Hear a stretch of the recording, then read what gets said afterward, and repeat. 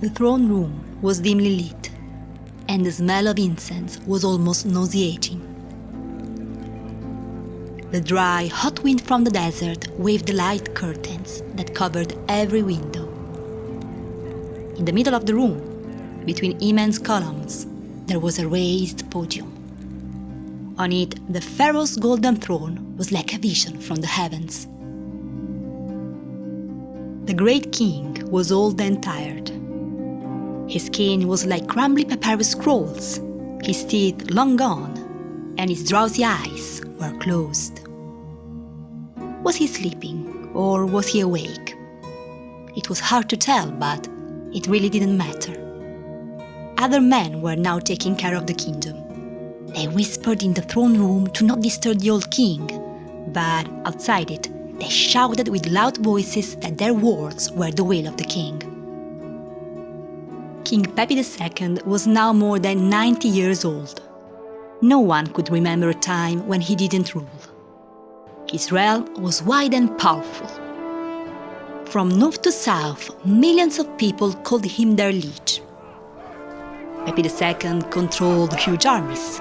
Incredible monuments were built in his name, and his ships traveled all over the known world. But soon, all of this would end.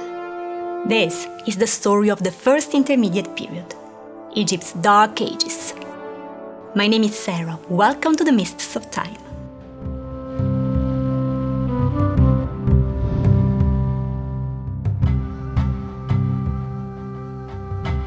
King Pepi II had lived for an incredibly long time. Modern medicine and sanitation didn't exist, so his ability to rule for so many years made him appear like something between a living god and a walking dead. But the more the king became older, the more his power diminished. The duties of his office included many physically demanding activities, such as going on diplomatic missions, being the supreme judge of his kingdom, attending religious pilgrimages, and leading military campaigns. All activities that an old and weak king could not easily do. When he finally died, his heir had become an old and weak man too, and he ruled for just 1 year. Bronze Age Egypt was a complex and fine-tuned machine, but the main gears had broken. The central power was losing its grip on the country, leaving a dangerous political vacuum. It was a great opportunity for the so-called nomarchs. These were prominent noblemen who acted as local governors in each region. Evidence of this crisis can be found in the proliferation of honorary titles. They were created to appease the ever-demanding nobility, but soon they became inflated. For example, let's consider the title of Chief of Secrets. Originally supposed to be a kind of secretary who acted as a secret agent as well. But soon this title was divided into many new ones, like Chief of Secrets of Secret Missions, and of all the orders of the king, of judicial decisions, of secrets of the palace, and actually many more. This list is very long. I guess I made my point. The kingdom had met other crises before, but this time it was different, as the climate had become drier. Today, scientists can describe what was happening in detail. A low-pressure area emerged in Central Asia. It diverted the moist air from the Indian Ocean to the Himalayan mountains. The rain patterns in Africa were disrupted, and the effect was dramatic. By studying fossil pollen, archaeologists noticed that the variety of crops diminished greatly. The area where garden peas, lentils, olives and grapes were cultivated shrank a lot. Their place was taken by a plant called bitter vetch. It's an ancient legume that we don't consume anymore due to its high toxins level, but this plant is very well adapted to grow in poor soils. Consuming bitter vetch is a telltale sign that Egypt was in a very deep crisis. The Egyptian central government now existed only on paper, as the nomarchs were the actual rulers of the land. Each one acted in his own province like a king. What follows is an account of what happened next. But please, notice something. These were very confusing times. Documentation is scarce, so take everything I will say with a pinch of salt. In the future, this whole story can change, as new documents will be dug from the sands of Egypt. Almost 70 troubled years had passed since Pepi II had died. A man named Waka Reketi was king of Egypt. His seat was not located in the ancient royal city of Memphis, but he ruled from Hatshepsut. It's a clear sign that he was so weak that he needed to be very close to his native city, where his power base was located. The days of old, when a pharaoh had unlimited authority, had long gone. The lack of a central government allowed ambitious men to raise armies, collect taxes, and pursue their own political goals. One of these men was Anktifi, the lord of Nekhen. Anktifi had started an expansionist policy against the other southern lords, and this made him the power broker in the south. No one seemed ready to stop Anktifi's ambitions, as he was a close ally of King Waka Reketi. He wished to conquer the entire south, so he mustered his army and began marching against Thebes. But he had miscalculated his own strength. Thebes was ruled by a man named Intef. He was very well aware that war was looming, and his defenses had been carefully prepared. When Anktifi's attack finally arrived, it was like an ocean wave breaking on a rocky cliff. Intef was an ally of the king too, and this put Waka Reketi in a troubling position. He couldn't afford him fighting among his most loyal servants. So the king summoned a great conference in Hatshepsut. The goal? Stopping the southern civil war at once. We can imagine Anktifi arriving at the royal city on a fancy boat. He was ready to meet his enemy Intef before the king. He waited and waited, but Intef didn't show up. He sent a representative instead. The political message was quite clear. This peace conference means nothing to me. Waka Reketi was a weak king. He could not stop the conflict, so Intef claimed for himself a new title, Great Overlord of Upper Egypt, meaning the great ruler of the whole south. It was his way of saying, "Join me, or you will be my enemy." The leaders of UNET rallied around Intef's banners. This was quite a problem for King Waka Reketi, as his authority was being challenged more and more. He had to stop the ambitions of the rebellious nomarchs as soon as possible. The king devised a plan. He sent a very loyal man named User to take control of Gebtu. The city was located between Thebes and UNET. The king's hope was to undermine Intef's ambitions by putting a wedge between the two cities. If Intef took control of Gebtu, his sphere of influence would have inevitably expanded.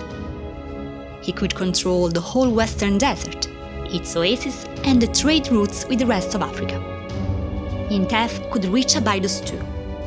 This was the holiest of the Egyptian cities, and the king could not afford to lose it. A cold war between Intef and User began, but in the meantime, warriors and mercenaries were mustered because a clash was inevitable. Intef of Thebes made the first military move, but the attack was quickly repelled by User. User could not enjoy his success, as he died just after this great victory. So Waka Reketi sent another servant of his, a man named Chauti. Chauti titled himself the confidant of the king in the door of the Upper Egyptian desert. It was a clear threat against Intef, who sported a similar title. In Thebes there was a change. Intef, the man who had become a power broker in southern Egypt, died.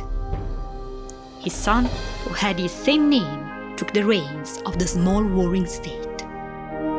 His first action was to seize the routes around the strategic Kina Bend. His goal was to control the trading flow on the River Nile. But Chaudi's response was swift. He ordered the building of a new road to break the commercial embargo. For a while, this strategy worked, but Chaudi's success came at a cost, because the new road was quickly conquered by the Theban army. Now Abydos was in Intef's range of action. Abydos had huge symbolic meaning, as it was the burial site of the kings and the queens of old. With the holiest city in Intef's range, the rules of the game had changed. Unlike his father, the younger Intef was not a warring lord trying to carve some power for his family. He saw himself in a very different light. Priests were called in. Elaborate rituals were done in private and in public alike. In the end, Intef the Younger took a title for himself, Son of Re, meaning King of Egypt. This was no more a feudal battle among local lords. This was total civil war. The people of Nekhen saw the writing on the wall and switched sides. They aligned with the Thebes and accepted the Theban king as their overlord. An unsettling quiet descended on the land of the River Nile. One king was in the south, another king was in the north. They both claimed the entire country for themselves, but no one had the strength to attack the other. King Intef I ruled for 10 years. He prepared for war, but he never attacked. When his son Intef II took the throne, he thought the time for the showdown had come. The Theban army marched against the city of Abydos, but during the battle, something horrible happened. The holy ancient tombs were raided by the northern soldiers. Such a shameful act embarrassed the king in the north, because failing to protect the tombs of the ancestors from your own soldiers meant not being fit to rule. Intef II was a very competent military strategist. He understood that conquering one province after the other would be extremely expensive. He needed a single strike against his enemy's head. So he prepared a great flanking maneuver with a small but well-trained army. He encircled Abydos from the north and from the south, and the besieged city quickly surrendered to him. Controlling the two ancient cities was a great success for the Theban king. Intef II could now claim to be the only legitimate ruler of Egypt. But in reality, a huge chunk of the country was still beyond his control. Thebes used to be a backwater town in the deep south, but now it had become the center of power in the entire kingdom. Some troubled years passed, and once again an unsettling truce fell on the country. But the black clouds of war were gathering on the horizon. When a rebellion broke out in Asyut, everybody knew that the truce was over. Merikarid, king in the north, marched with his army on the city, ending the rebellion in a bloodbath. The people of Asyut felt bitter about the oppression, and many started to consider what to do. What about switching sides and asking the king in the south for help? The new southern king, Mentuhotep II, wanted to prove himself as his ancestors had done in the past. His name means Montu is satisfied. Montu was the Theban god of war, and his name was a clear political statement.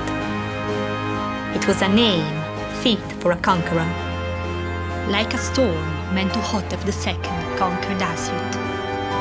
Now nothing was standing between him and a big prize: the royal city of Het Nesut. The assault on the city was brutal. Tombs, temples and palaces were razed to the ground. Any signs of King Merikari and his political faction were brutally destroyed. Their names were almost erased from history. Some renegade lords took refuge in the desert oasis and tried to organize a counterattack. But King Mentuhotep quickly dispatched his army, and he was able to defeat any lingering resistance. Mentuhotep had made a desert and called it peace. Egypt was now under his full control. He changed his royal title to Shematawi, meaning he who unifies the two lands. The long civil war was finally over. But in some way, he was the heir of a usurper. At any moment, a new ambitious local lord could try to challenge him, exactly as his forefathers had done in the past. The king created a mobile court whose task was to control the activities of the local lords. Were they raising taxes or mustering armies in order to prepare for a rebellion? The king must know. His eyes and ears had to be everywhere. After almost 90 years, the great Egyptian civil war had finally ended, and the so-called First Intermediate Period was over. The old kingdom of Egypt had fallen, but from its ashes, a new empire will rise.